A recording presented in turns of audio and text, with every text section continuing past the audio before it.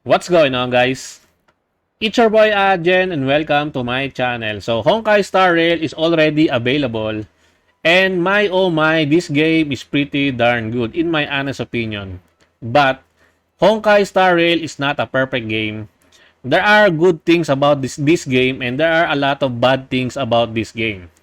So today in this video, I will be sharing with you my thoughts and my opinions on how I think about Honkai Star Rail. Did it live up to the hype? I think so. I think Honkai Star Rail is a huge success worldwide. But as I've said, it is not a perfect game. There are good and bad things about the game. So let me start with the bad things first. Starting with a hot take. Honkai Star Rail's gameplay is pretty much mid in my honest opinion. If you are a seasoned veteran with playing JRPGs or gacha games with a JRPG aspect, the gameplay of Honkai Star Rail is nothing unique. It's not unique. You can find it pretty common in a lot of JRPGs out there, especially in the past. You might think that something like an open world, then some turn-based gameplay is kind of unique, but no. As you can see in the gameplay of Honkai Star Rail, is like you somewhat like explore the map, right? This is not unique in its own because this one is pretty common in JRPGs, especially if you played way back in the 90s, which is Chrono Cross from Squaresoft, which is now Square Enix at this moment. Uh, there are no random fights like in Final Fantasy, but as you can see, there are enemies in the field where you can go through them and fight them. That is pretty much very similar to Chrono Cross in that aspect.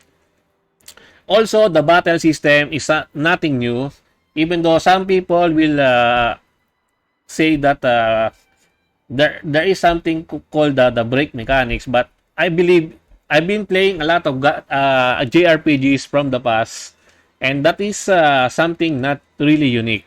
That is why I can confidently say that the gameplay of Honkai Star Rail is pretty mid at best. But it might be good if this game will have a PvP.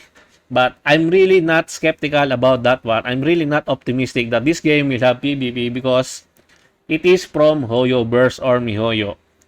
Uh, that is also another bad thing that I find in this game is that there is no PvP, which is usually pretty common in JRPGs, like especially in a gacha game that is JRPG style. There are some arena modes, guild war modes, something like that. But here I don't find that one in this game, and I think it's kind of a letdown in my honest opinion that this game will not have any PvP as of now from playing the game on day 2.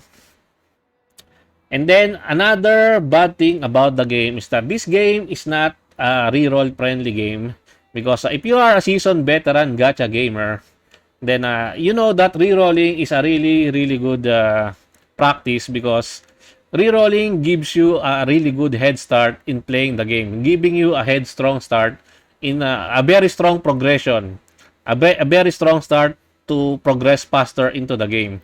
And this game is anti-reroll because rerolling in this game is pretty much very much a nightmare, as I would say, because it takes maybe 50 minutes to 60 minutes, 1 hour before you can do another reroll, something like that. The only good thing about rerolling is that you will be able to see Kapka a lot. Yes, one of my favorite waifus in the game, Kapka, and I'm gonna be saving for her. But yeah, this game is anti-reroll. So probably a lot of gacha gamers already are turned off with this type of practice. But it is understandable because this is a Hoyo Burst game. It's from MiHoYo. Same like in Genshin Impact. Rerolling in Genshin Impact before was pretty much hell. But this one is much worse than Genshin Impact's rerolling system, in my honest opinion. What else can I say about the bad things about this game? I think those are the most important part with regards to the bad things about the game. Now let's talk about the good parts, the good things about this game.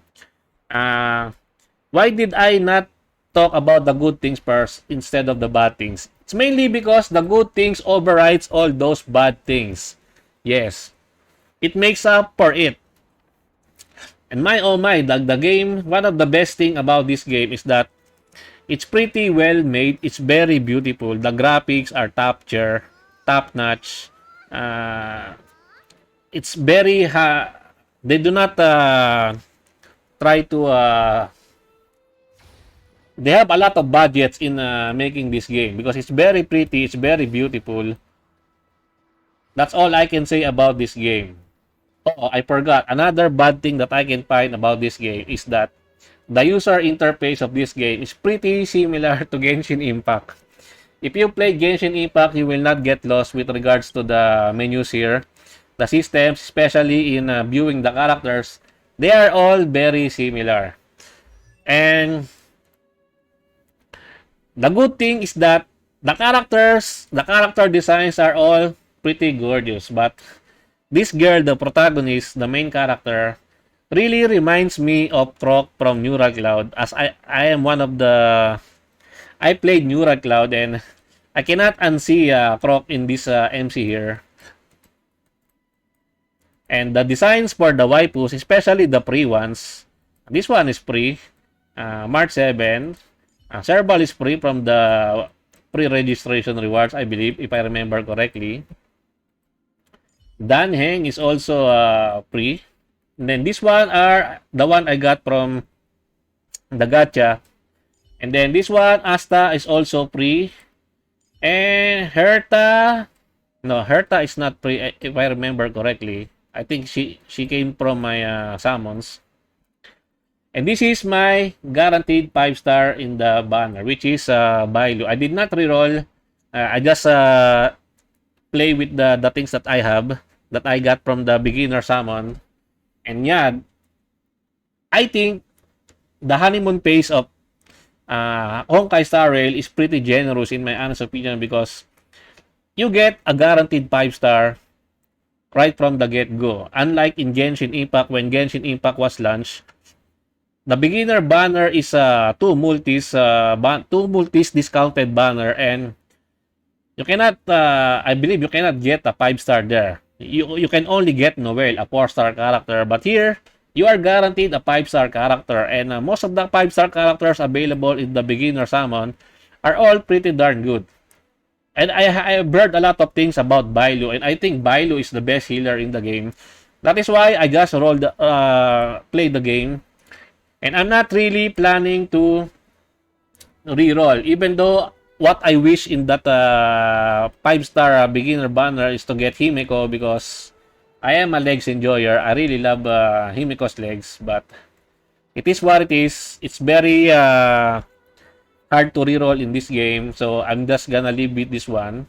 And also, the game I believe is very successful because it made me top up the very first day. Yes, I already bought the monthly pass on day 1, which already says a lot because usually I hold on to my spending habit until I already got the hang of the game, or I already seen the gameplay of the game, if the game will last long. And I think the game will last long because right now there are no competition in the market.